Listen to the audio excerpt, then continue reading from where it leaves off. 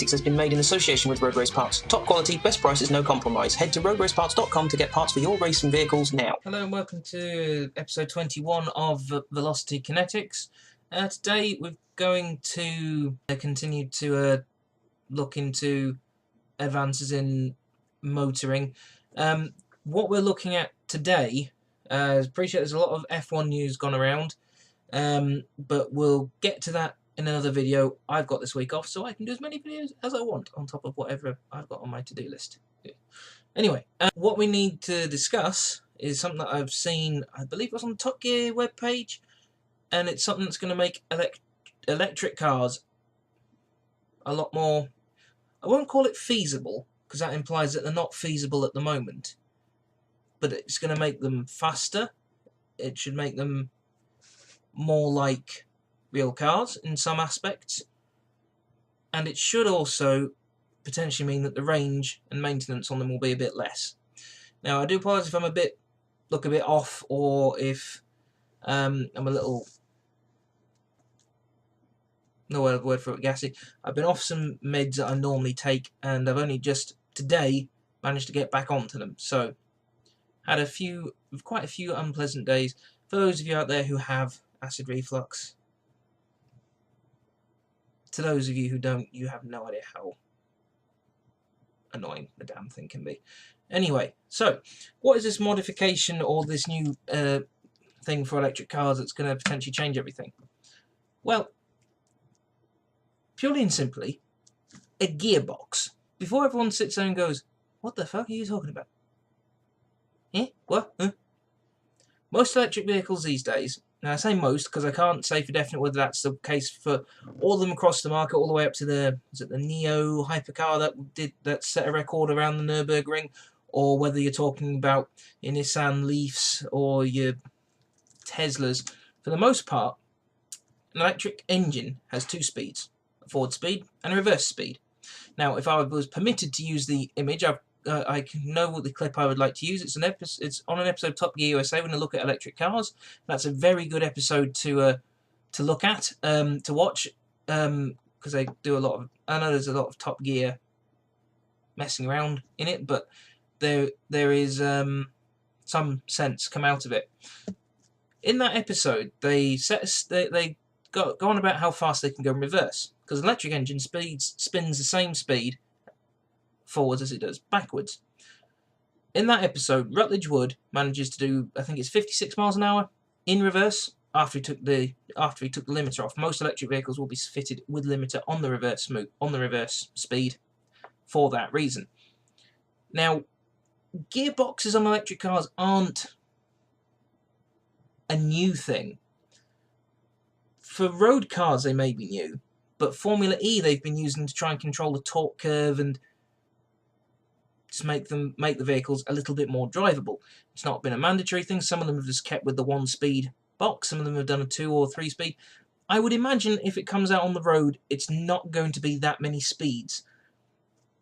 As it is, electric cars, a lot of electric cars have a slight weight disadvantage over its petrol or diesel counterparts. Granted, the electric car will then have much more power versus its petrol and diesel counterparts, but it's probably, because all the batteries you need for the range, it really depends on how range conscious you want to be. But we'll assume average range, which is what, 300-400 miles, I think is what people are trying to, no, not 300-400, that's a daydream. 200-300 miles, that's probably what most people shoot for, 200-300 kilometers, something around that sort of mark. Now, given that my little Suzuki Baleno will do, with its 1-litre 3-cylinder turbo engine, can do nearly 400 between fill-ups, my record's been 370 before the fuel light came on. But that said, I managed 370 before the fuel light came on. The car said it could only do 340, and I somehow got 30 more out of it than it should have done. Someone else probably would have only managed to get 320 or less, because it's all about how you drive it. It doesn't matter what you're driving, whether it's an electric car, whether it's a V8, whether it's a V12, whether it's a diesel. It's only as economical as you drive it. So you get a Toyota Prius, but if you drive it like an arsehole, it's not going to save the world. You could get yourself a nice Volvo V40 diesel, and drive it nice and carefully, and you will start saving the world. That would be, ignore all the fact of all the different materials and the fact that these cars are made in completely different places and different manufacturers.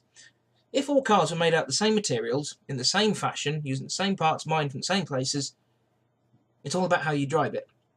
Now, I appreciate some manufacturers, like Volvo, are more conscious and will use more sustainable resources than other manufacturers, although they are all trying to go that way. It doesn't matter, like I say, it doesn't matter what you drive. It's all about how you drive it. Now, for myself, I hate it when I'm on the dual carriageway or on the motorway or the freeway if you're in America. I hate it when I see cars who use the throttle like an on-off switch. And I remember getting very cross a few years ago at Bernie Burns from Rooster Teeth, and just this comment he made on the podcast about how he treated the throttle like it was an on-off switch, which it knocked me, to be honest. But I hate it when people do that, because the throttle is not an on-off switch. It varies the amount of fuel that goes into the engine, and then it either maintains your speed or decreases it if you lift off too much, or it increases it if you've got a heavy foot. So you can modulate. It's not a pedal that goes... You've actually got that whole range, depending on how your pedals are set up. If it's like mine, you've sort of got that sort of motion that dictates the amount of noise, the amount of speed, and so on and so forth. Now, an electric car, you're very much reliant at the moment on your right foot to sort it all out. Because a lot of them are technically automatics, you shouldn't, strictly speaking, be using your left foot for the braking. I know some people do, but that's not technically the right way to drive an automatic. So all your speed maintenance is done through your right foot, through modulating the throttle, modulating the lifting off or accelerating hard, depending on what you need to do, and through the brake. And again, pet peeve of mine is people who keep braking constantly on roads where they don't need to hit the brakes. But that's another matter entirely. Something else I'll rant about another time. But electric cars have pretty much got those things to slow them down. That's it. And likewise, they've only got those things to speed them up. Now, electric engines have a lot of torque to them. There's a lot of twisting. Torque is basically a twisting motion. It's about how well the car moves itself around. People go, oh, I've got lots of brake horsepower. It's all very well having lots of brake horsepower, but if you've got no torque, it won't move. It's why a lot of farm machinery, as slow as they are, it's because they're not built for horsepower. They are built for torque. They are built for slow pulling of heavy machinery. It's why if you're ever going to tow something, you really want to use a diesel. So if you're going to tow a caravan, a trailer, or an airplane, you want diesel. Electric is also handy because of all the torque. Downside is because there's no way to control how that torque goes down the side from your right foot and any traction control systems that the vehicle's got. It can be hard to either not smoke your tyres, to get your speed put down in a safe manner, or just not to do it confidently, I guess. You can't sort of confidently put your foot down. Now, I haven't driven an electric vehicle. Closest I've come is I've driven a hybrid Suzuki. That was this is a Suzuki Swift, and I tested it for something. No, it was a courtesy car when I took my old Swift in for a repair one day. Even then, it was a quite strange experience. But anyway, how can a gearbox on an electric car help it?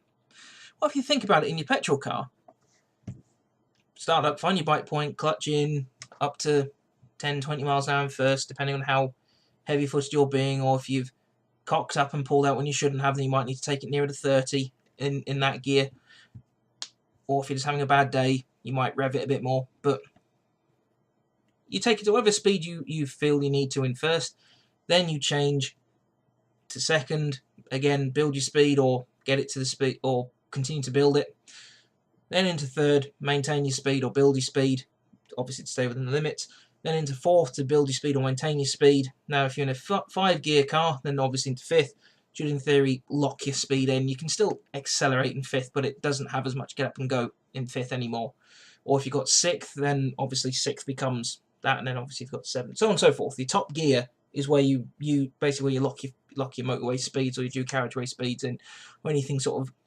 My car can lock it in at anything north of 38 miles an hour in fifth. So, depending on your vehicle, will depend on when you change into your final gear.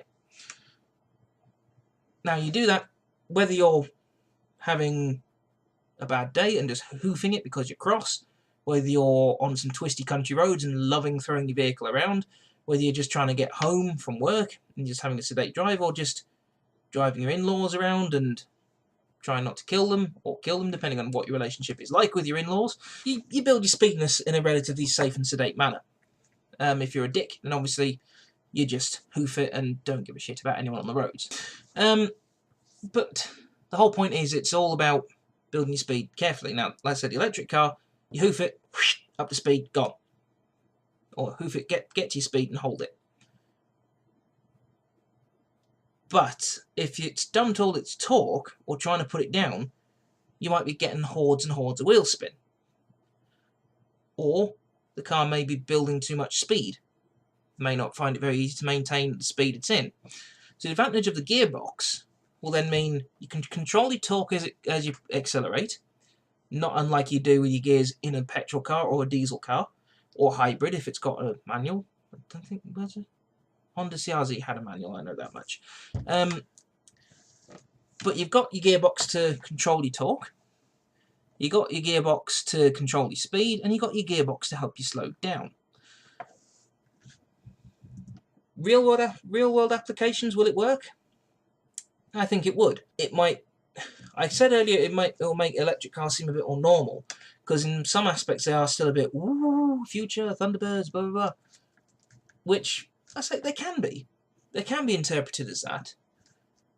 The gearbox will bring a little more familiarity to it. The gearbox will make those who like to drive appreciate them a little more, and those who just haven't got the talent to cope with the torque going down, or have got some sort of disability that means they can't got full control of their leg to control how much speed they're building, they've got the gears to try and help them.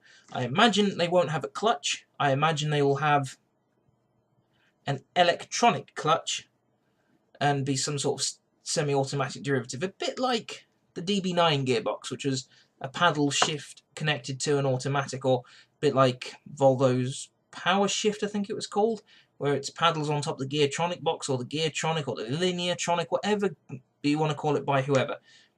It's basically a semi-automatic gearbox where you've got your manual paddle override to try and coax it along. The downside to it is it's possibly going to drive the cost of the electric car for the average Joe up. So things like the booster jets and the EcoBoosts, and what was the Blue Motion, and I'm trying to think who else has got it, the Blue Energy, the Drive models of all these different manufacturers, they've still got legs to run. They've still got time to make more and more improvements on them. Doesn't matter whether they get someone like. The problem is, say for instance Tesla researched and built a stable gearbox for the Tesla P90 or the Tesla Model X. Tesla are going to want to recoup the money they lost in the R&D on the gearbox.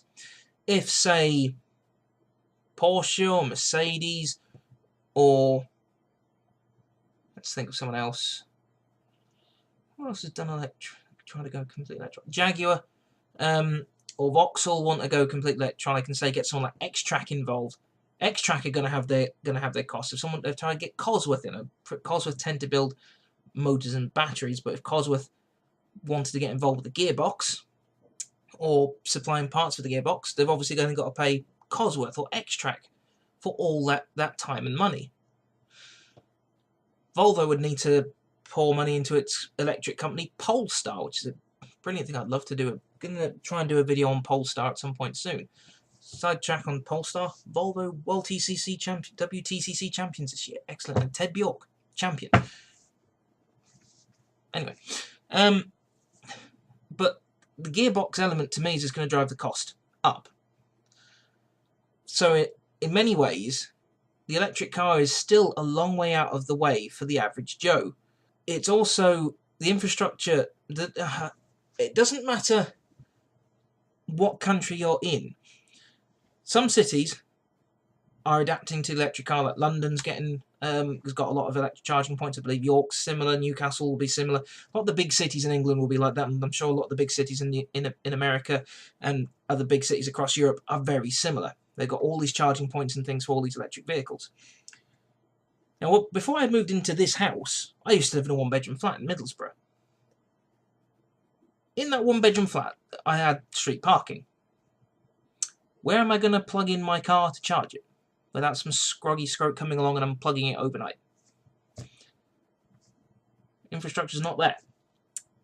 I think the big thing, before we worry about gearboxes and battery life and the electric life, etc., and all these cities going, we're going to ban petrol vehicles by 2040, it's like, the electric car has come on leaps and bounds in recent years. It has come on leaps and bounds. It is, from where it was a bit of a joke a few years ago, it's actually, ooh, this is actually something very viable. Because Russ has mentioned he'd be considering an I-Pace for his final car. I wouldn't say no to an electric car myself, or Volvo's plug-in hybrid or something like that, if I could ever afford one. You know, they are coming. And I know there are those petrol heads out there who are massively against them. And I know people like Jeremy Clarkson and James May will have been, I imagine, quite wrongly accused of saying that electric cars are rubbish. Now, I'm not a big defender of Jeremy Clarkson. I am, well, not as big as I used to be. Likewise, aside from Top Gear USA guys, I'm not that big of a defender. Now, Adam Ferrara, in that episode of Top Gear I mentioned a little while ago, he made a very valid point, and I'm sure Jeremy Clarkson, James May, and Richard Hammond all made a similar point as well. The electric car is brilliant. It's a brilliant technological feat. But they are still a little too far behind where they should be. They're not viable. Like, if I had to go from here to my parents', so I'm up in South Shields now, so it's a further hour up the A19, hour or so, hour 50 minutes up the A19 from where I was in Middlesbrough. It's another 30-40 miles, basically. So, where it was 280 odd back from Middlesbrough to my parents' house in Norfolk, it's about 330 now. And I don't think I could do it on a charge. I'd most likely need to stop somewhere overnight. Now, I could get a lot further than I could have got 3, 4, 5 years ago. Miles further. I'd probably be frustratingly close to home. And all these fast charging points appearing at service stations. I'll put a picture in here somewhere of the one I found at Grantham Services, which is a Tesla station, and Teslas at a park there. Lovely vehicles, but man, I wish I had the money to afford one. You can go a lot further, but these fast charging things, I know years ago they said they knacker the battery and the engine up eventually on the electric car, but I don't know. I'm not sure how to word it. I'm not anti the electric car. Bring it on. Changes got to happen. Petrol and diesel will die eventually. I do think Boosterjet, EcoBoost, and so on have got a lot of life in them, a lot to give. Anyone who is considering buying a new car at the moment, I would recommend. I would say, for instance, if you're going for a Suzuki, I would seriously recommend the 1-litre 3-cylinder Boosterjet, because for a Generation 1 launch motor, it's very good.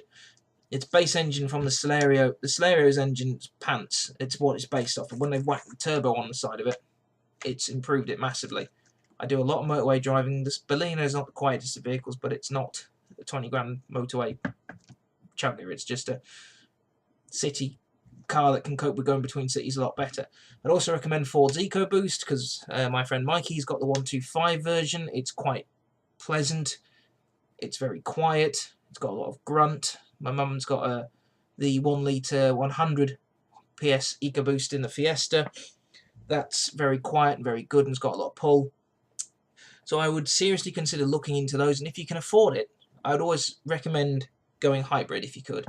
What I would recommend you also do, in preparation for the electric car, and just to try and improve your fuel economy, is to not drive with such a heavy foot. Think ahead, and I think that's going to be what it's going to be the important thing with the electric car when the gearbox is coming and things. You're going to need to start thinking ahead more. So don't just hit the brakes at the last possible second. If you think the traffic's slowing down, lift off a little bit. Tap the brakes gently. Don't full on and full off. Because we're not Ted Bjork, we're not Ari Vatanen, we're not Walter Roll, we don't need to hit the brakes hard. Unless, of course, it's an emergency stop we're doing. That's really the only time you should really be heavily on your brakes. That's it. Roll on the gearbox for the electric car. I hope the cost comes down enough to make it more viable for everyone.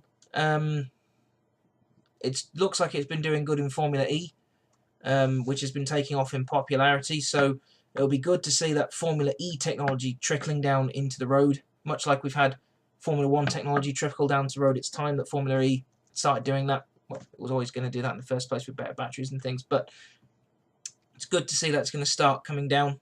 So we'll leave it there, but I say, just in general, the gearbox and electric car, I think it's gonna do wonders for it.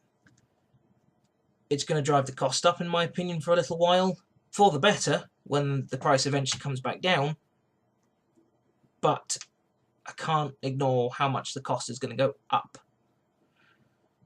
And for those of us in the interim, before electric cars are more viable for everyone to have, refine your driving.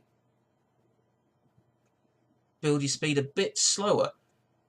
Brake a little gentler. Lift off, lift and coast to slow down. Don't stamp on the brake pedal.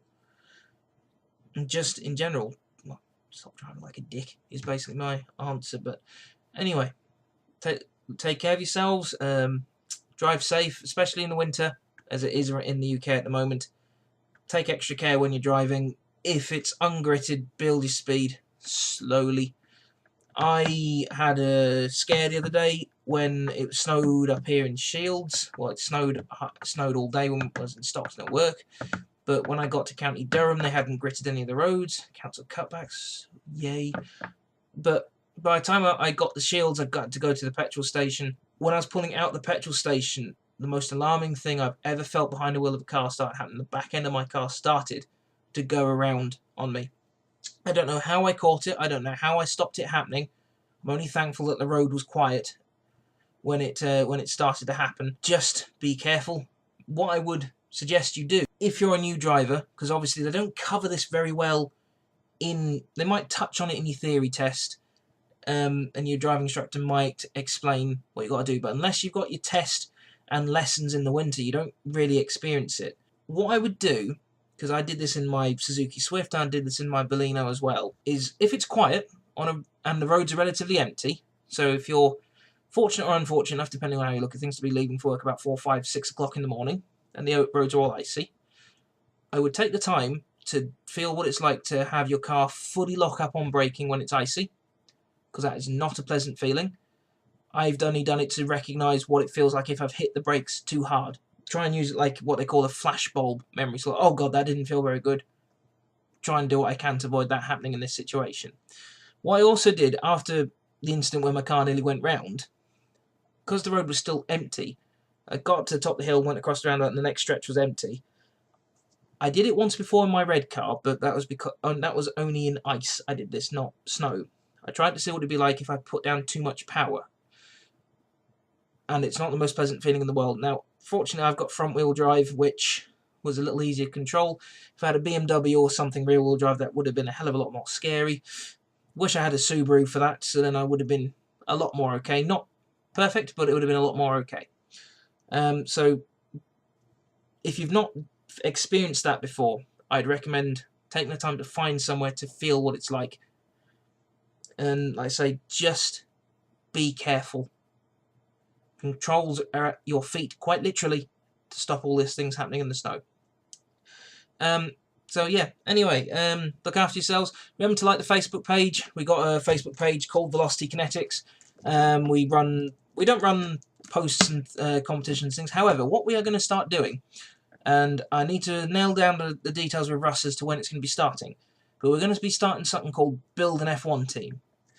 It's not a competition, because we're not big enough to give away things and stuff like that, but be curious to find out how people would go go about building a Formula 1 team? Who they would bring in, what drivers, what engine, what designers, colour scheme, manufacturers. Who would you bring in? We'll post the details on the Facebook page, and hopefully, if I can do it properly, Russ and I will be able to sort of trade blows in video blogs, and people can join along in the comments. But anyway, take care of yourselves, and we'll see you later. Velocity Kinetics has been made in association with Road Race Parts. Top quality, best prices, no compromise. Head to roadraceparts.com to get parts for your racing vehicles now.